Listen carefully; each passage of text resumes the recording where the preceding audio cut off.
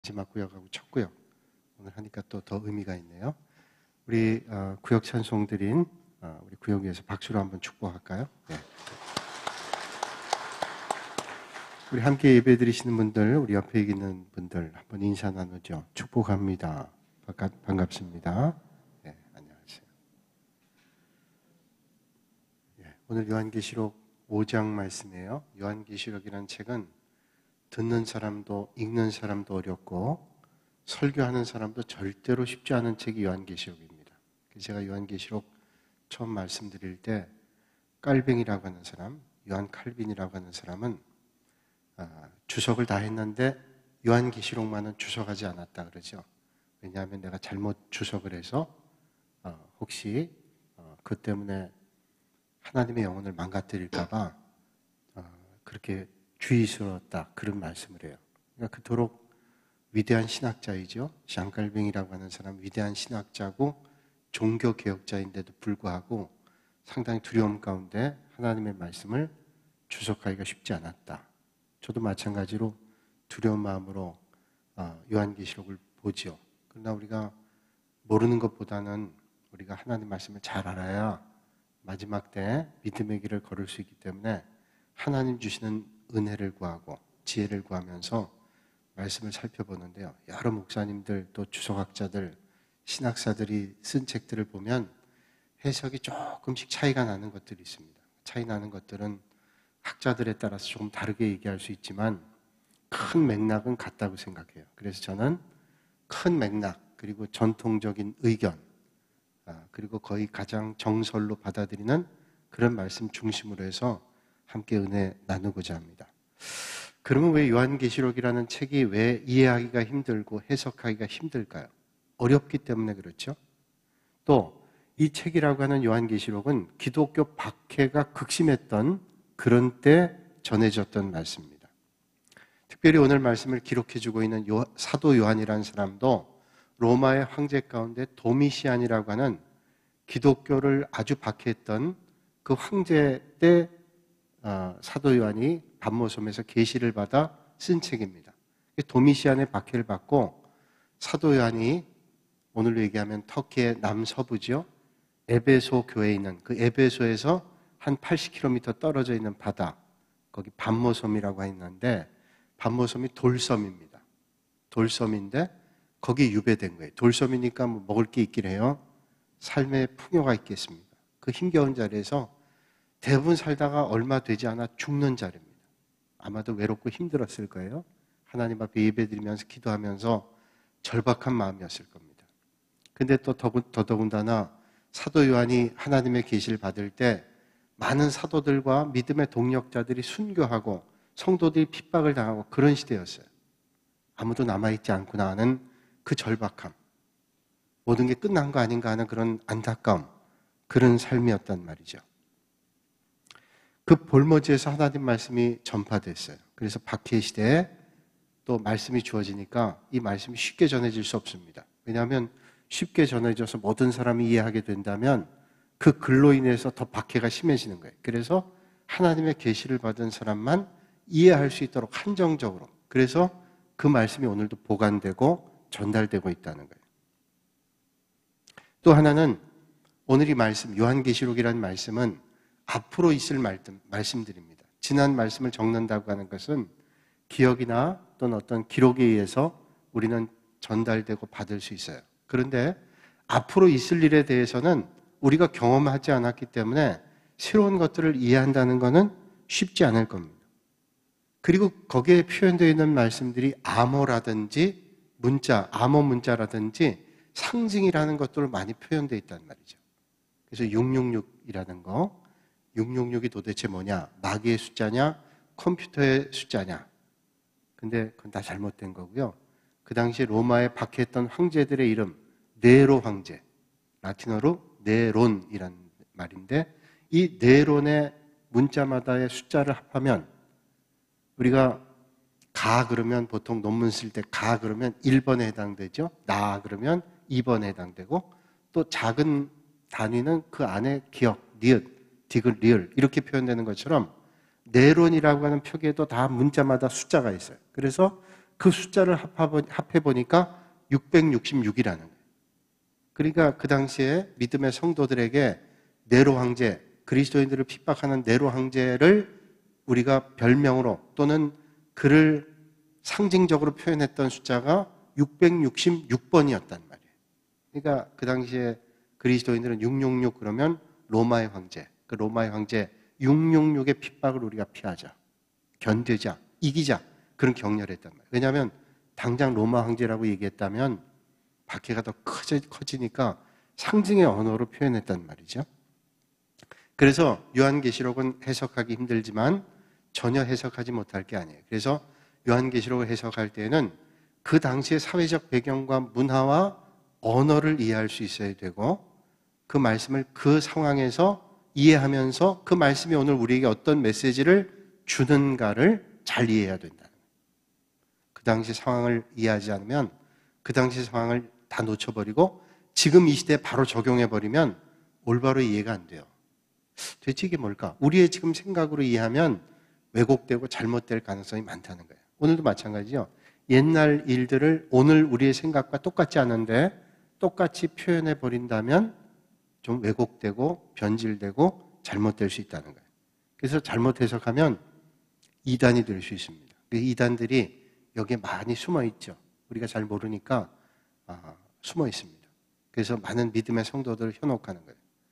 우리 교회에서 하나님의 말씀을 배우는 성경 공부를 우리가 배워야 될 필요는 뭐냐면 주일날 말씀을 듣는 거 한 번 가지고는 성경을 잘 이해할 수 없어요. 우리가 성경을 읽기도 하지만 꾸준히 성경을 읽어도 전문가가 아닌 분들은 쉽게 이해하기 어렵습니다. 그래서 목회자의 좀 도움을 받아서 말씀을 이해하면 목회자는 먼저 신학을 공부하고 전체를 볼 수 있었으니 훨씬 조금 더 이해가 필요하죠. 이해할 수 있죠. 그런 도움을 받기 위해서 성경 공부에 나와서 하나님 말씀을 좀 배우면 이단들이 아무리 도전을 해도 성경을 전체는 알 수 없지만 원리를 알 수 있기 때문에 이길 수 있다고 생각해요. 그래서 저는 여러분들이 기회가 되면 하나님 말씀을 배울 게 아니라 기회를 내서 하나님 말씀 배워야 됩니다. 내가 눈이 안 보이고 또 내가 이렇게 나이가 들었는데 아닙니다. 하나님 말씀은 기회가 될 때뿐 아니라 기회를 내서 꼭 배워야 될 필요가 있어요. 안 그러면 평생 하나님 말씀 못 배우는 거예요. 저도 목회자가 돼서 하나님 말씀을 전하고 또 성경 공부를 인도하면서 제가 배운 게 얼마나 많은지 몰라요. 성경 공부 안 해도 목회하는 세월이 지나가겠죠. 놀아도 목회하는 시간 지나갑니다. 열심히 해도 목회하는 시간이 지나가고 근데 이렇게 돌아보면 제가 부교육자 할 때도 그저 하나님 말씀 성경 공부를 TBC도 해보고 베델도 해보고 뭐 여러 가지 성경 공부를 해봤단 말이죠. 하는데 제가 제일 공부만 많이 되는 거예요. 목회에 얼마나 큰 유익이 되고 하나님 말씀을 전하는데 얼마나 유익이 되는지 몰라요. 이게 기둥과 같은 겁니다. 건물에 기둥과 같은 골격을 든든하게 세워놓으면 하나님의 말씀의 원리를 이해할 수 있다는 거예요. 그래서 저는 여러분들이 이 마지막 때 하나님 말씀을 좀 기회를 내서 그렇게 배우실 수 있길 바랍니다. 이게 참 중요한 일이에요. 배워도 잘 몰라요. 배워도 모르죠. 몇 번 해도 잘 모르지만 제가 말씀드리지만 콩나물 시루에 물을 뿌리면 그게 다 물이 밑으로 가라앉고 없어지는 것 같은데 콩나물이 자라는 거예요. 그러면 그 사이에 콩나물이 수분을 공급받고 자라게 됐다는 거예요. 우리도 하나님 말씀을 계속 듣고 또 계속 듣고 하나님 말씀을 읽으면 나도 모르는 사이에 그게 우리의 자양분이 돼서 말씀 안에 서게 된다는 거죠. 자, 이 요한계시록은 그래서 상징과 암호 이런 것들이 많이 있기 때문에 뭐 동물도 등장합니다. 사자, 송아지, 뭐 독수리, 흰말, 붉은 용, 청황색말, 검은말, 옛뱀 이런 동물도 있지만 이게 동물인지 물건인지 사물인지 이해할 될 정도의 그런 용어들도 많이 나옵니다. 또 숫자도 많이 나오죠. 아까 말씀드린 666도 있고 24장로에 24라는 숫자도 나오기도 하고 7이라는 숫자 많이 나옵니다. 14만 4천 명이라는 숫자도 나오고 뭐 이렇게 숫자가 많아요. 그러면 어떻게 해석해야 될까? 우리가 이제 뭐 3이라는 숫자, 7이라는 숫자들은 많은 분들이 이해를 해요. 성경 공부하고 또 성경을 읽은 분들은 또 말씀을 듣는 분들은 많이들 그런 것들에 대해서 이해하고 알 수 있어요. 그러나 파편적으로 이해한 것들이 어떤 때는 우리에게 깊이 이해가 안 될 때도 있단 말이죠. 오늘 말씀 5장인데 자, 1장부터 4장까지의 말씀을 다시 떠올려 보면 이제 처음에 요한계시록의 말씀을 시작하면서 소아시아에 있는 7교회에 대한 말씀을 했죠. 에베소, 서머나, 버가모, 두아디라, 사데, 빌라델비아, 라오디게아 교회를 말씀했어요. 이 세상에 있는 교회들에 대한 말씀을 해주셨습니다. 칭찬받을 교회도 있고 책망받을 교회도 있고 칭찬과 책망 다 받는 교회도 있고 칭찬만 받는 교회도 있었단 말이죠. 세상 교회를 주님께서 사도 요한에게 보여주시고 난 다음에 천상의 예배를 보여주셨습니다. 4장에 이제 세상의 예배를 보고 난 다음에 교회들을 보고 난 다음에 하나님께서 사도 요한에게 하늘의 예배 장면을 잠깐 보여주셨는데 그 예배 때 24 장로님들이 거기 계시고 보좌에 둘러섰는데 금면류관을 쓰고 흰 옷을 입고 있더라. 하나님 앞에 온 사람들이 찬양을 하는데 정말로 장엄하고 거룩하고 정말로 잊을 수 없는 예배 장면이 있는 거예요. 그걸 보면서 믿음의 성도들이 지금 핍박의 시대, 로마의 압제에 받고 있는 시대에 있지만 그러나 저 하나님 나라에서 예배드리는 저들을 보니 우리에게는 희망이 있다. 박해가 있지만 우리가 잘 견디고 이겨나가면 하늘의 보좌에서 우리는 찬양하며 하나님 앞에 예배드릴 수 있겠구나. 그래서 우리 지난 시간에 24 장로는 어떤 의미를 가지고 있고 흰옷과 금면류관은 어떤 의미를 가지고 있다라고 하는 것을 말씀드렸어요. 못 나오신 분이나 또 기억이 안 나시는 분들은 24 보좌에 있는 장로님들은 이제 구약의 12지파, 신약의 12제자를 보통 상징한다 그러고 그건 모든 성도를 얘기하는 모든 성도들, 주님으로 말미암아 구원받은 성도들이 주님 앞에 찬양과 영광을 올려드리는 거예요. 거기에 또 네 생물이 나오죠. 네 생물, 사자, 송아지, 또 독수리, 사람, 형상의 모습, 눈이 가득 차 있는 그런 이상한 생물이 있습니다. 그 생물이 또 하나님께 찬양을 해요. 오늘 또 그 말씀이 나옵니다. 그때 말씀드릴게요. 그래서 장로님들이 거기 24 장로라는 것은 모든 성도들이고 그분들이 금면류관을 쓰고 흰옷을 입었다. 흰옷은 승리를 상징하죠. 승리. 그러니까 영적 싸움에 승리했던 사람들이 하나님께 금면류관을 받았는데 그를 하나님의 보좌에 드리는 그런 장면들. 상상만 해도 핍박의 시대 때 얼마나 힘이 되는지 몰라요. 오늘 우리가 핍박을 받아도 저 하나님 나라에서 우리에게 주실 큰 영광과 면류관을 생각하면 이길 수 있는 거죠. 그런 기대를 가지고 이제 4장이 끝났습니다. 그리고 이제 어린 양 손에 두루마리가 들렸는데 그걸 좀 보고 싶은 거예요. 도대체 거기 뭐가 있는지 이제 그런 말씀이 이제 나오는데 사도 요한이 마음속에 고민이 있었어요. 왜 고민이냐면 자기도 지금 유배되어 있어요. 반모섬에. 그런데 아까 말씀드린 대로 다 순교하고 없고 자기만 남아있는 것 같은 외로움이 있습니다. 왜냐하면 자기만 유배되어 와 있어요. 그리고 자기가 올 때 많은 성도들이 핍박당하고 고난당하고 죽임당하고 많은 사도들이 고난당하고 죽임당하고 어떻게 돼 있는지도 알 수 없지만 틀림없이 다 죽었을 거라는 거예요. 그래서 절망감 가운데 있었어요. 그래서 마음속에 그런 생각이 있는 거죠.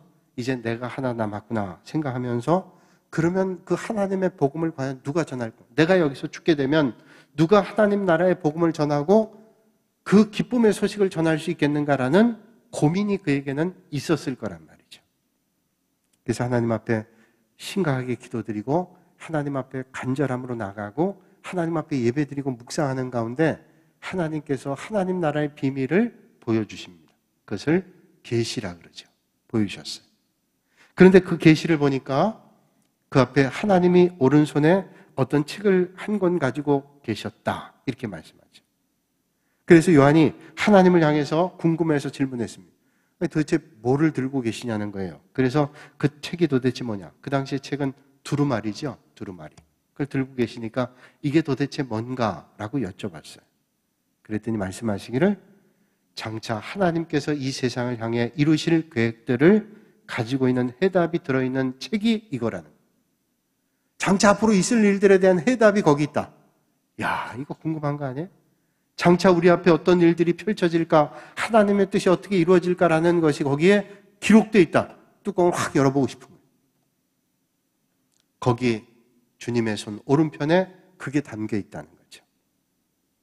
여러분, 성경은 창세기하고 요한계시록, 아까 처음과 끝에 우리 첫 구역, 마지막 구역이 찬양했는데 창세기, 요한계시록 시작과 끝을 연결해 보면 하나님의 계획을 조금 우리가 이해할 수 있어요. 어떻게 우리가 하나님의 놀라운 뜻을 다 이해할 수 있겠냐마는, 그러나 창세기 말씀과 요한계시록의 말씀을 쭉 한번 연결해 보면 이해할 수 있는 것들이 있어요.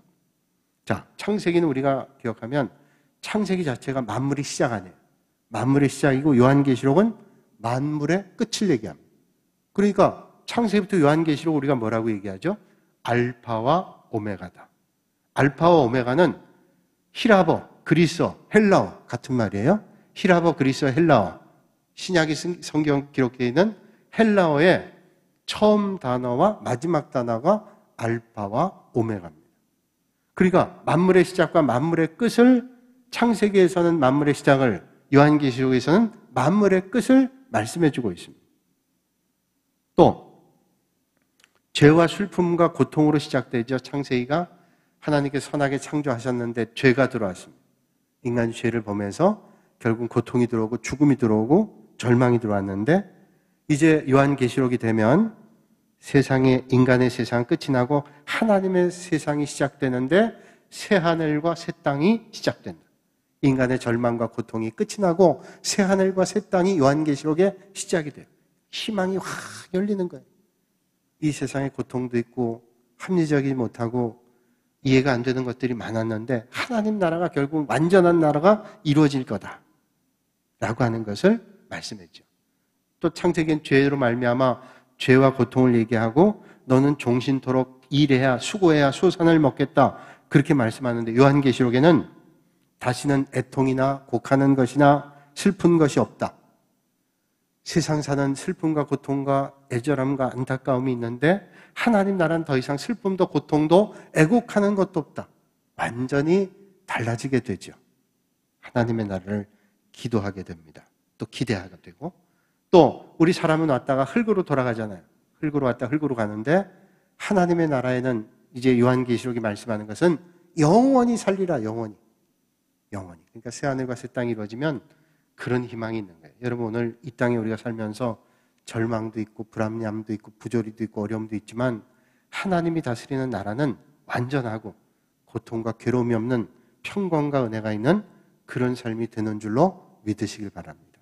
그러니까 오늘 우리가 이 땅을 살면서 저 하나님 나라를 바라보면 소망이 있는 거예요. 여길 보면 답답하고 힘들어도 저길 보면 희망이 있는 거예요. 그러니까 우리 믿음의 성도들은 이 땅에 살면서도 하나님 나라를 소망하면서 이 땅에서 믿음의 길을 잘 걷는 거죠. 그럴 때 우리는 소망을 기대하는 겁니다. 그래서 확실하게 우리가 하나 이해할 수 있는 것은 하나님이 하신 일의 속성은 본래 모습으로 회복입니다. 그러니까 원래 하나님께 선하게 창조하신 것들이 인간의 죄 때문에 깨졌는데 그 세상에 불합리하고 부조리한 일들이 생겨서 고통과 괴로움과 죽음이 있었는데 주님이 오시면 다시 원래대로 선하게 세상이 바뀌어지게 된다 라고 하는 것을 말씀해줘요. 세상엔 마귀가 틈타기도 하고 또 마귀가 시험해서 보세요. 아담과 하와가 선악과를 따먹었죠. 에덴 동산 쫓겨났습니다. 마귀가 승리한 것 같았잖아요. 세상에 살면서 마귀의 시험이 계속이죠. 그러나 하나님이 다스리는 세상이 이루어지면, 새하늘과 새 땅이 이루어지면 마귀가 어떻게 되냐? 마귀는 하나님께서 결박을 해요. 꽁꽁 묶어서 꼼짝을 못하게 합니다. 완전히 새로운 나라가 이루어지게 된다. 완전하고 완벽한 나라가 된다. 그래서 하나님의 나라는 회복입니다. 원래대로 하나님께서 창조하신 대로 회복되는 거예요.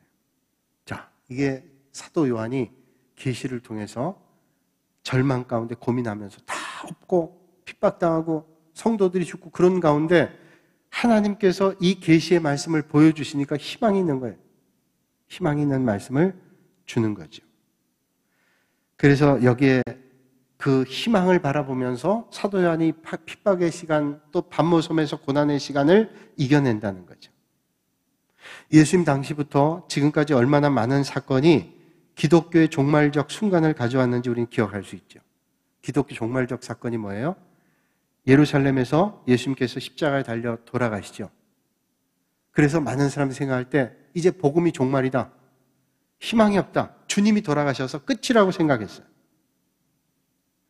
그런데 그게 종말인가요? 아니죠. 그게 끝이라고 생각했지만 예수님께서 부활하시고 승천하셔서 그게 끝이 아니라 영원한 생명의 시작인 것을 우리는 알게 됐어요. 또 기독교 복음이 예수님이 십자가에 달려 돌아가시고 핍박당하면서 끝났다고 생각했지만 많은 성도들이 원형극장에서 사자에게 물어 뜯기기도 하고 참수형을 당하기도 하고 고난당하기도 하고 견디다 못해 카타콤 무덤에 들어가서 예배드리기도 하고 그러면서 우리 기독교는 끝이구나. 복음은 이제 끝이야 라고 생각했지만 종말이 아니죠. 그렇게 박해했던 로마는 끝났지만 기독교 복음은 날마다 확산돼서 오늘도 주님을 우리는 찬양하며 예배하고 있죠. 원형극장이 그 많은 그리스도인들을 죽었지만 그 원형극장을 만들어 놓고 그리스도인들을 핍박하고 죽였던 저들은 지금 형체도 없이 우리는 기억 속에 남아있지만 기독교의 복음은 지금도 생생하게 핍박을 이기고 살아있다. 그래서 기독교는 생명의 종교라는 것을 우리에게 말씀해 주죠. 우리 역사를 봐도 기독교가 신사참배 때 신사참배하지 않는다고 얼마나 핍박당했어요. 기독교의 씨가 말릴 정도로 많은 핍박을 당했어요. 그런데 기독교인들이 핍박으로 끝났나요? 그렇지 않죠. 복음은 계속 확장되고 오늘도 많은 믿음의 후배들이 그 선배들의 믿음을 본받으면서 믿음의 길을 걷고 한국교회가 어떤 교회보다도 축복받아서 세계적으로 정말로 복음이 확산되는 그런 교회가 됐고 한국교회 중심이 우리 군산이잖아요. 대답이 없어요. 아니 그렇게 믿으세요. 여러분 기독교가 예수 믿는 사람들이 얼마나 많다는 건 참 큰 축복이에요. 큰 축복인데 잘 믿어야 되지만 그냥 잘 믿어야 되죠. 더. 그런데 참 큰 축복이에요. 이 땅의 많은 도시 가운데 그래도 예수 믿는 사람들이 이렇게 많다. 주님의 복음을 접한 사람이 이렇게 많다. 이거 참 큰 축복이에요. 그래서 기독교 문화잖아요. 군사는 기독교 문화. 그래서 제가 부산에서 제가 말씀 여러 번 드렸지만 부산에서 목회할 때는 불교 문화예요. 근데 이 군사는 기독교 문화가 많아요. 그래서 뭐 성도들도 많고 믿지 않는 사람들도 기독교인들에서 그렇게 비호감 같지 않아요. 목회자들에 대해도 다 호감을 가져요. 그래서 참 이런 문화가 있구나. 또 우리가 멀리 볼 것도 없이 북한 땅 보세요. 예수 믿는 사람들이 핍박당하고 어려움 당해도 기독교가 끝났냐? 교회가 눈에 보이지 않지만 교회가 없냐? 그렇지 않다 그러죠. 태용호 씨가 쓴 책 가운데 그 제가 한번 그분이 보내주셔서 봤는데 이호실의 비밀인가 뭐 그런 책이 있어요. 근데 거기 보니까 지금도 지하교회가 있다는 거예요. 그렇게 동토의 땅이 다 되고 문이 닫혔는데도 교회가 지금도 지하교회, 그러니까 가정교회가 숨어서 예배드린다는 거예요. 우리 교회 세토민이라고 그래야 맞나요? 탈북민이라고 맞나요? 하여튼 용어가 자꾸 바뀌는데 이북에서 내려온 분, 피해서 내려온 분이죠. 탈북한 분인데 그분에게 제가 한번 여쭤봤어요. 북한에도 성경이 지금 남아있나요? 그랬더니 그거를 북한에서는 검은 책이라고 그러는데요. 껍데기가 검은색이니까 검은 책이라 그러는데 우리를 얘기하면 파출소 같은데 한 끝에 그 책이 쌓여있대요. 그러니까 그게 어떤 지방 조그만 파출소에 우리를 얘기하면 파출소, 주재소라 그러나요? 그런데 그게 쌓여있다고 하는 거 보면 그런 작은 마을에도 예수 믿는 사람들이 있어서 붙잡혀서 그 성경이 빼앗겼다는 거 아니에요. 그러니까 그분이 그런 얘기를 하는 걸 들으니 이 생명의 기독교는 지금도 동토의 땅에도 어떤 핍박에도 있고 언젠가는 문이 열릴 때 하나님의 역사가 크게 일어날 거다. 하나님의 역사가 다 하나님의 손 안에 있어요. 여러분 핍박과 어려움으로 복음의 역사가 끝나는 게 아니라 하나님의 역사는 하나님의 손 안에 오늘도 끊이지 않고 계속된다는 것을 여러분들은 믿으실 수 있길 바랍니다. 근데 그걸 좀 열어보고 싶은 거예요. 활짝 좀 열어보면 그 비밀들을 다 알 수 있잖아요. 근데 7인으로 임봉되어 있어서 아무도 볼 수 없어요. 임봉되어 있다는 건 뭐예요? 이게 오늘 얘기하면 납땜되어 있는 거예요. 그러니까 열어볼 수 없는 겁니다. 그런데 오늘 성경이 말씀하시기를 이 책의 임봉을 뗄 자는 하늘 위에도 땅 위에도 땅 아래에도 없다. 그러니까 이 임봉을 뗄 사람은 아무도 없다는 거예요. 그러면 뗄 수도 없는 그 비밀을 누가 알 수 있어요? 알 수 있는 분이 있죠. 여러분, 근데 우리가 잠깐 생각할 것은 우리가 궁금한 게 많이 있는데 궁금한 것 가운데 아주 높은 순위의 궁금함은 그럴 거예요. 내 미래를 좀 알고 싶다. 여러분 미래를 알고 싶죠? 궁금하면 저한테 오면 제가 알려드릴게요. 오시면. 여러분 틀림없이 죽습니다. 틀린 말 했나요? 틀림없이 죽어요. 그건 틀림없는 말인데 그런 걸 우리가 궁금한 거 아니죠. 근데 죽는데 언제 죽느냐 이건 좀 궁금할 거예요. 그죠? 죽는데 언제 죽냐? 100살쯤 가서 죽냐? 아니면 하여튼 죽는 건 틀림없는데 사람이 궁금한 건 뭐냐면 미래가 궁금한데 구체적인 미래가 궁금하다는. 장차 내가 어떻게 될 건가 관심이 되는 거죠. 아유, 우리 또 관심 있잖아요. 다음 주날 꼭 일꾼들이 세워져야 되는데 어떻게 될까? 기도하고 있잖아요. 그래서 알 수 없기 때문에 더 관심 많은 겁니다. 그래서 그 관심, 궁금한 것들을 가지고 있기 때문에 여기에 끼어든 사업이 있죠? 뭐예요? 미신, 주술, 점. 요새 젊은 사람들에겐 타로, 카드를 가지고 점하는데 그거 하는 사람들 있잖아요. 어떤 때 텔레비전 보니까 예수 믿는 사람 같은데 십자가를 목걸이 하고 타로 좀 치러 갔더라고요. 그래서 저거 하나님 기뻐하시지 않는 일을 왜 저렇게 할까? 미래 알기 위해서 간상을 보기도 하고 또 토정 비결 보기도 하고 그건 뭐냐면 인간의 미래를 좀 알고 싶다는 거예요. 내 미래를 좀 알고 싶다. 교회 안에도 그런 마음이 있을 때 있어요. 그래서 누가 예언 기도를 해준다 그러면 거기 솔깃할 때도 있고. 근데 완벽한 계시는 어디 있냐? 하나님의 말씀에 있다는 거예요. 어떤 분이 너무 궁금했답니다. 이분은 주식을 하는 분인데 주식하는 분은 당연히 미래가 궁금해요. 잠깐 미래를 안다면 거기에 이제 저 주식을 하는지 잘 모르는데 하여튼 주식을 산 게 오르면 돈이 많이 생길 거 아니에요. 그러니까 그 주식이 언제 오른다는 것을 아주 급격하게 오르는 주식을 안다면 그 주식을 살면 되잖아요. 그래서 기도했답니다. 이분 교회 다니는지 하나님 주식 시세가 좀 오르는 1년 뒤쯤에 아주 상승가를 칠 수 있는 주식을 좀 시세를 알 수 있는 주식 시세 신문을 좀 보게 해주세요. 너무 간절히 기도하니까 하나님께서 꿈속에 주식 시세를 보여주셨는데 이 주식을 투자하면 대박이 날 것 같아요. 시쳇말로. 그래서 됐다 그러고 신문을 덮었는데 겉표지에 조그만 구퉁에 부고란을 봤는데 자기가 죽었다 하는 부고가 났대요. 1년 뒤에 오른 주식을 산들 자기가 죽어요. 오래전 본 책에서 나온 거예요. 그러니까 우리 인생이 미래를 안다는 게 꼭 큰 축복이냐? 그럴 수 없다는 거죠. 여러분, 운명적인 일들, 그런 것들을 하나님께서 우리에게 말씀해 주잖아요. 그러니까 주님께서 이 땅에 오신다라고 하는 거, 세상의 종말이죠? 그는 아무도 모른다고 주님 말씀했죠? 왜 아무도 모른다고 말씀했어요? 그건 너희들이 알 필요 없다. 항상 종말 의식을 가지고 마지막 때를 살아가는 믿음의 길을 걸어야 된다라고 말씀해 주는 거죠. 그러니까 매 순간이 믿음의 성도들은 내가 언제 죽을까를 생각하는 게 아니라 그러면 날마다 뭘 생각해요? 행복하지가 않아요. 내가 20년 뒤에 죽는다, 30년 뒤에 죽는다, 먼다고 생각해도 20년, 30년 금방입니다. 그러면 그 날짜만 헤아리고 있으면 평생 죽음만 묵상하죠. 우리가 하나님을 묵상하고 믿음의 길을 걷다가 주님 부르면 가는 거죠.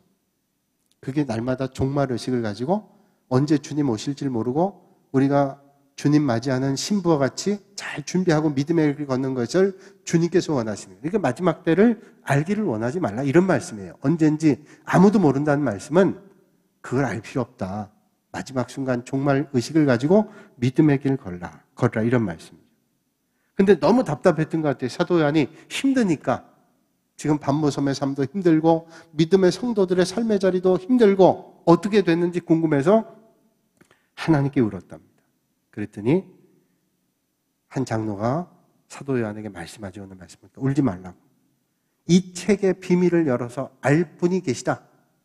이 책의 비밀을 열어서 알 분이 계시다. 우리는 다 압니다. 누구일까요? 예수님. 이 책을 열어서 우리에게 보여주실 비밀을 알고 계신 분이 계신데 그분 주님이에요. 5절에 말씀하죠. 울지 말라. 유대지파의 사자 다윗의 뿌리가 이기었으니 이 책과 그 7인을 떼시리라. 예수님께 미래가 있다는 거예요. 그러니까 우리의 미래는 우리는 알 수 없지만 틀림없는 것은 우리의 미래를 알고 계신 분은 주님이세요. 그러니까 우리의 미래를 알고 계신 주님을 잘 믿고 믿음의 길을 걸으면 틀림없는 삶을 우리는 살아갈 수 있다라고 하는 것을 말씀해 주고 있습니다.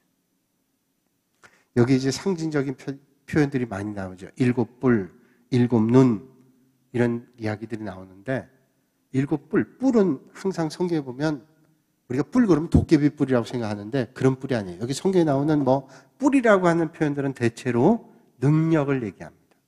7이라는 건 완전수죠. 완벽한 능력 누구에게 있어요? 주님께 있죠.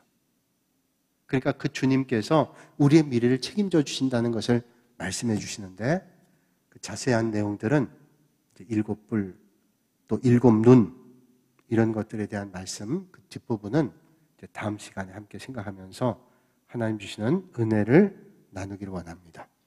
오늘 이 시간 함께 기도하겠는데 돌아오는 주일에 이제 장로님, 안수집사님, 권사님 우리가 또 선출하는 일이 있습니다. 너무 중요한 일인데 이 일을 위해서 기도해야 되겠고 또 제가 오늘 조금 일찍 설교를 끝낸 것은 제가 선거에 대한 것 여러분 잘 이해할 수 있도록 광고해 드리기 위해서 조금 일찍 끝납니다. 이 시간 한 3분 동안 우리 교회를 위해서 또 우리 믿음의 성도들 위해서 특별히 환우들 위해서 또 입시생들 위해서 기도하시고 그리고 가장 중요한 게 이제 우리 피택되는 선출하는 교회 일꾼 세우는 일 그 일을 위해서 함께 협력해서 주님의 일을 이룰 수 있는 귀한 일꾼이 꼭 세워지게 해달라고 이 시간 한 3분 동안 자기 목소리가 자기에게 들릴 정도로 함께 기도하겠습니다. 거룩하신